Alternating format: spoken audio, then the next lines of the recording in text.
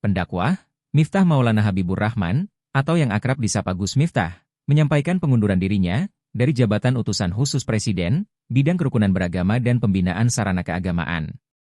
Pernyataan tersebut disampaikan Gus Miftah dalam sebuah konferensi pers yang digelar di Pondok Pesantren Ora Aji, yang ia asuh di Sleman, di Yogyakarta, Jumat, 6 Desember 2024, siang. Keputusan ini muncul di tengah ramainya polemik di media sosial terkait dirinya. Belakangan, sejumlah petisi daring di situs cange.org mendesak agar Presiden Prabowo Subianto mencopot Gus Miftah dari jabatannya. Aksi petisi ini dipicu oleh dugaan bahwa Gus Miftah mengolok-olok seorang penjual es teh, yang menjadi perbincangan luas di kalangan publik dan media daring. Berikut pidato lengkap Miftah Maulana, setelah menyatakan mundur dari jabatan, utusan khusus Presiden, bidang kerukunan beragama dan pembinaan sarana keagamaan. Assalamualaikum warahmatullahi wabarakatuh. Bismillahirrahmanirrahim. Yang saya hormati Bapak Presiden Republik Indonesia, Bapak Wakil Presiden, serta seluruh rakyat Indonesia yang saya cintai dan saya hormati. Izinkan saya mengawali ini dengan mengutip ayat 26 dalam surat Ali Imran. Katakanlah Nabi Muhammad, wahai Allah, pemilik kekuasaan, Engkau berikan kekuasaan kepada siapapun yang Kau kehendaki, dan Engkau cabut kekuasaan dari siapapun yang Kau kehendaki. Engkau muliakan siapapun yang Kau kehendaki, dan Engkau hinakan siapapun yang Kau kehendaki. Di tanganmu lah segala kebajikan, sesungguhnya Engkau Maha Kuasa atas segala sesuatu. Hari ini, dengan segala kerendahan hati dan ketulusan, dan dengan penuh kesadaran, saya ingin sampaikan sebuah keputusan yang telah saya renungkan dengan sangat mendalam. Setelah berdoa, bermuhasabah, dan istikharah,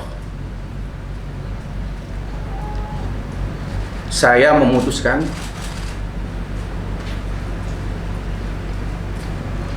untuk mengundurkan diri dari tugas saya sebagai utusan khusus Presiden, bidang kerukunan beragama dan pembinaan sarana keagamaan. Keputusan ini saya ambil bukan karena ditekan oleh siapapun, bukan karena permintaan siapapun, tetapi keputusan ini saya ambil karena rasa cinta, hormat dan tanggung jawab saya yang mendalam kepada Bapak Presiden Prabowo Subianto serta seluruh masyarakat. Sekali lagi saya ulangi,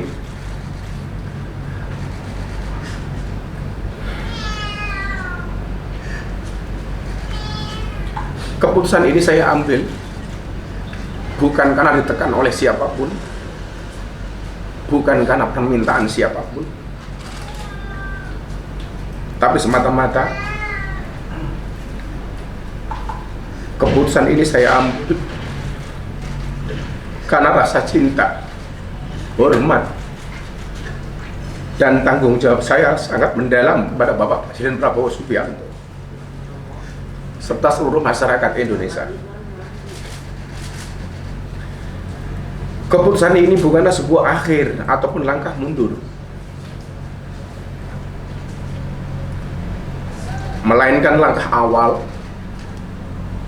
untuk terus berkontribusi kepada bangsa dan negara dengan cara yang lebih luas dan beragam.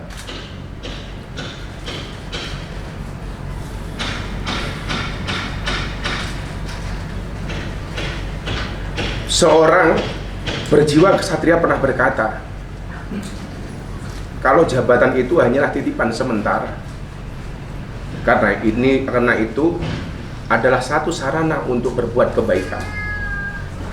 Oleh karena itu, sebagai seorang pendakwah dan pelayan umat,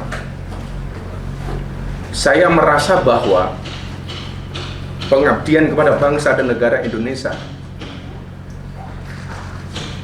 tidak terbatas pada satu jabatan dan kedudukan semata, tapi mencakup seluruh ruang di mana saya bisa memberikan manfaat. Kepada Bapak Presiden,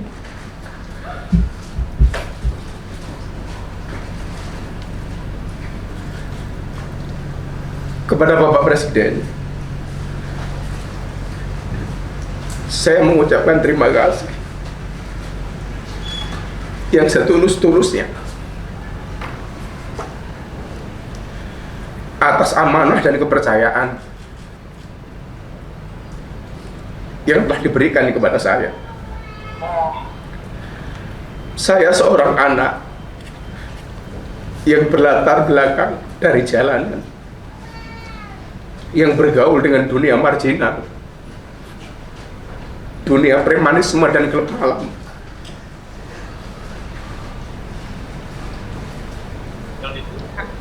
Telah diangkat derajat setinggi-tingginya oleh Bapak Presiden.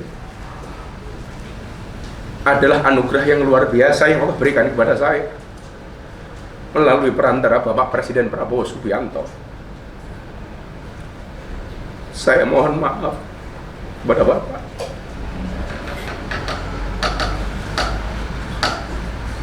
Belum bisa menjadi sesuai yang Bapak harapkan dari saya. Sekali lagi, saya mengucapkan terima kasih kepada Bapak Presiden karena saya belajar menjadi seorang kesatria dari Bapak Presiden. Kepada seluruh rakyat Indonesia, saya mengucapkan terima kasih atas dukungan, doa, dan kepercayaan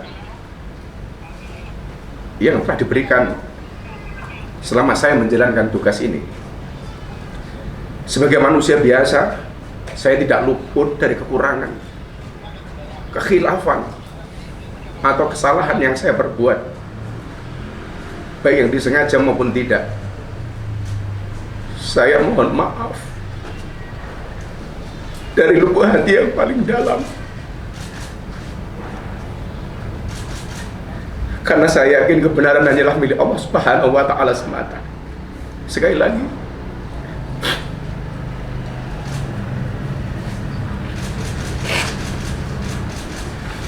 saya mohon maaf dari lubuk hati yang paling dalam, karena saya yakin kebenaran hanyalah milik Allah Subhanahu wa Ta'ala semata. Saya boleh ada jabatan atau tidak, saya boleh berhenti dari amanah yang diberikan Bapak Presiden, bahkan saya boleh ada atau tiada sebagai manusia dan warga negara. Tetapi Indonesia harus terus ada dan bergerak maju menjadi bangsa dan negara yang bersatu, adil, makmur, dan bermartabat. Apapun situasinya, bagaimanapun keadaannya, ke depan saya berkomitmen untuk terus belajar, hadir berkontribusi, dan menjadi bagian dari solusi bagi negeri ini. Dalam kapasitas saya sebagai seorang pendakwah, saya akan tetap membawa pesan persatuan, toleransi, dan semangat kebangsaan, menjadikan keberagaman sebagai kekuatan dan bukan sebagai alasan untuk berpecah belah, justru sebagai energi bagi integrasi nasional yang diberi semangat oleh prinsip Bhinneka Tunggal Ika. Dengan penuh keyakinan, saya berdoa kepada Allah Subhanahu wa Ta'ala agar pemerintahan di bawah kepemimpinan Bapak Prabowo Subianto senantiasa diberi kekuatan, kebijaksanaan, dan keberkahan. Semoga langkah-langkah beliau dalam memimpin negeri ini selalu dirahmati dan dimudahkan olehnya, membawa Indonesia menjadi bangsa yang adil, makmur, dan penuh keberkahan. Akhir kata, saya titipkan doa untuk tanah air tercinta. Semoga kita semua senantiasa diberikan kekuatan untuk menjaga persatuan, memperkuat semangat kebangsaan, dan membawa nama Indonesia harum di mata dunia internasional. Terima kasih. Assalamualaikum warahmatullahi wabarakatuh.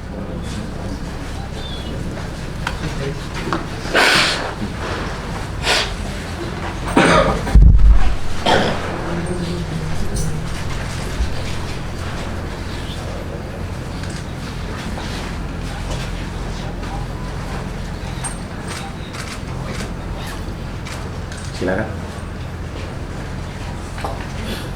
Gus, apa setelah ini model dakwah Gus Miftah akan berubah dari yang sebelumnya dikenal oleh publik? Secara prinsip, semua orang punya gaya dakwah masing-masing, punya karakter masing-masing. Karakter itu tetap akan saya pertahankan, cuman dengan pemilihan kata dan diksi yang mungkin lebih berhati-hati. Karena mungkin saya kurang sadar bahwa saya hari ini lebih banyak dikenal orang. Semua kamera menyorot ke saya, sehingga karakter dakwahnya mungkin tetap sama, tetapi dengan pemilihan diksi dan kalimat yang lebih santun. Gus, ini kan sorotan juga melebar kemana-mana, termasuk ke personal Gus, termasuk penggunaan jam tangan Gus yang disebut mewah terkait hal ini. Gus, mungkin ada tanggapannya? Saya diangkat menjadi pejabat baru 1,5 bulan.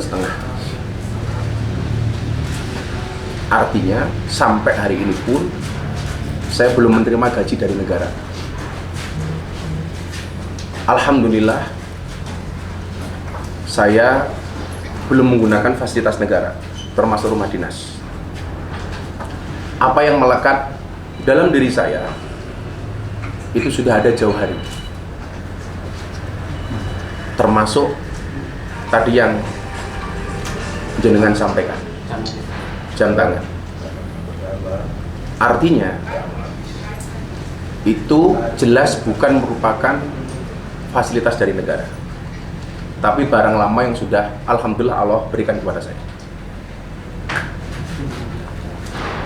Gus, kalau saat ini apakah sudah berkomunikasi dengan Pak Prabowo langsung? Pak Prabowo? Saya belum berkomunikasi dengan beliau karena sekali lagi saya sampaikan tidak ada tekanan dari siapapun, tidak ada permintaan dari siapapun. Tapi saya sudah berkomunikasi dengan Pak Seskap.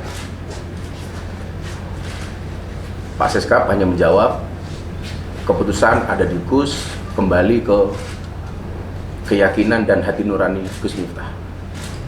Beliau tidak dalam rangka menyuruh atau menolak. Demikian. Kapan itu Gus? Semalam. Tapi kalau jujur boleh cerita, tanggal 16 November istri saya sudah menyampaikan ke saya, "Bah, saya sebenarnya nggak nyaman jadi istri Abah sebagai seorang pejabat. Saya lebih nyaman menjadi istri seorang Gus Miftah yang saya kenal di awal. Entah ini sebagai sebuah firasat atau apa, itu sudah istri saya sampaikan kepada saya tanggal 16 November ketika saya berada di Bali. Beliau telepon saya, dan mungkin ini jawaban dari itu semua. Gus, saat penyampaian sikap tadi Gus Miftah terlihat terharu. Itu kenapa Gus yang membuat? Yang membuat saya terharu bukan saya kehilangan jabatan, bahwa kepercayaan Pak Prabowo kepada saya sangat besar, yang notabene saya seorang dengan latar belakang anak jalanan yang bergaul dengan dunia premanisme, lokalisasi, dan klub malam bahkan. Beliau memberikan kepercayaan itu kepada kita, kepada saya. Yang membuat saya terharu adalah betapa besarnya hati dan jiwa beliau memberikan kesempatan kepada saya. Dan yang membuat saya kemudian meneteskan air mata adalah saya belum bisa menjadi apa yang menjadi ekspektasinya Bapak Prabowo. Maka saya merasa sangat berterima kasih dan memohon maaf kepada beliau. Gus, di luar isu jam tangan kan juga ada kemudian untuk isu permasalahan penggunaan kata Gus di depan nama Gus Miftah, itu bagaimana? Saya pikir itu sudah soalan yang sangat-sangat lama dan bisa dicek di berbagai media yang mungkin tidak perlu saya jelaskan kembali. Gus ini kan terus video lama Gus juga viral yang dengan Yati saya Gus, mungkin Itu ada... monggo saja. Itu saya bisa berbuat apa? Video sekian tahun yang lalu kembali diungkit. Insya Allah hubungan saya dengan beliau tetap baik. Kalau toh kemudian itu diambil, diviralkan kembali, ya saya bisa berbuat apa? Artinya memang saya selalu mengatakan orang baik pasti punya masa lalu, dan orang jelek saya meyakini pasti akan ada masa depan. Setelah video itu viral, sudah sempat berkomunikasi dengan Bu Yati? Saya sudah berkomunikasi melalui Abah saya Sragen, Abah Sragen Hidayatullah kepada beliau. Dan saya setelah ini insya Allah akan bersilaturahmi dengan beliau. Cukup? Terus satu lagi, terus kemarin pasca musim haji kemarin, hari ini musim haji sulit ditemui, terus semacam ada penjagaan atau pengawasan ketat terhadap bersangkutan. Yang menjaga siapa? Nah, itu merata maksudnya di situ. Saya sampaikan Pak Son Haji hari ini membuat paspor.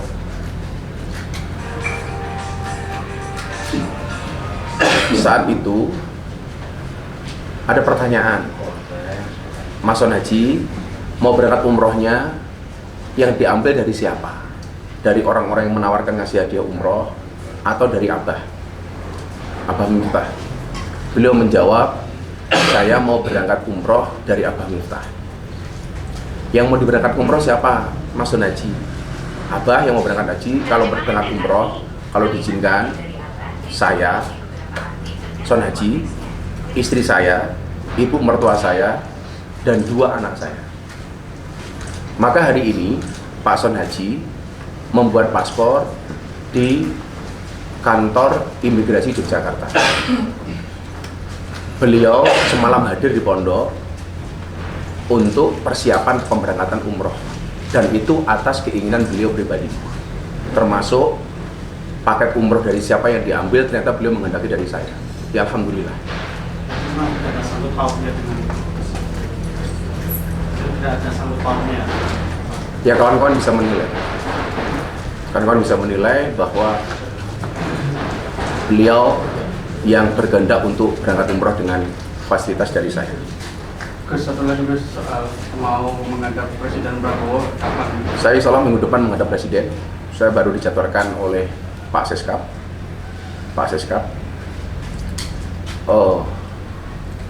Maka kenapa beberapa saat ketika masih berada di UKP, saya sih menggunakan peci sebagai satu simbol yang sangat dicintai oleh Bapak Prabowo.